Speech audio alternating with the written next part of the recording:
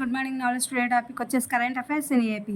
జమ్మూ కాశ్మీర్ అభివృద్ధికి ఆటంకం రానియను పీఎం నరేంద్ర మోదీ గారు హామీ. చీనాబ్ నదిపై ఎత్తైన వంతెన ప్రారంభం.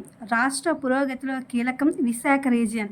2032 నాటికి $120 బిలియన్ ఎకానమీ లక్ష్యం. ప్రాజెక్టుల కోసం లక్షల ఎకరాలు గుర్తించాలని ఆదేశం. మూలపేట కాకినాడ మధ్య బీచ్ రోడ్డుకు ప్రతిపాదన. నీతి ఆయోగ్ సమావేశంలో సీఎం చంద్రబాబు నాయుడు గారు.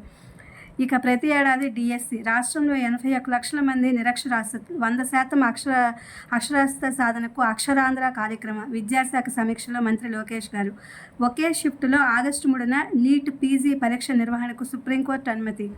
అలరిస్తున్న మసులా బీచ్ ఫెస్ట్. వేలల్లో తరలివస్తున్న పర్యాటకులు. జెట్స్కీ హెలీ రైడ్పై ఆసక్తి చూపుతున్న ప్రజలు. అమరావతిలో దిగ్గజ సంస్థ గూగుల్ నెక్కల్లు సమీపంలో స్థల పరిశీలన. సరికొత్తగా ఏపీఎల్ T20 పోటీలు. బరిలో 3 జోన్లు 6 జట్ల ఫ్రాంచైజీల కోసం భారీ సంస్థల ఆసక్తి.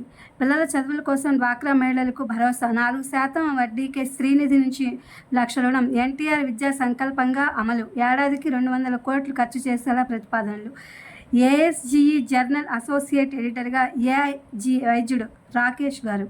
10,000 మంది విద్యార్థులకు ఏఐ నైపుణ్య శిక్షణ. ఏఐ విశ్వవిద్యాలయానికి ఎన్విడియా సహకారం. మంత్రి లోకేష్ గారి సమక్షంలో కీలక ఒప్పందం. G7 సదస్సుకు హాజరు కానున్న మోదీ గారు. స్వయంగా ఆహ్వానం పంపిన కెనడా ప్రధాని. రుణగ్రహీతలకు భారీ ఊరట. తాజాగా 0.50% తగ్గిన రేపో. ఈ ఏడాదిలో 1%. ఇదే friends today current affairs in AP. ఇది DSC and other competitive exams వాళ్ళకి యూజ్ అవుతుందని వీడియో అప్లోడ్ చేస్తున్నా. Please my channel like, share, subscribe and comment.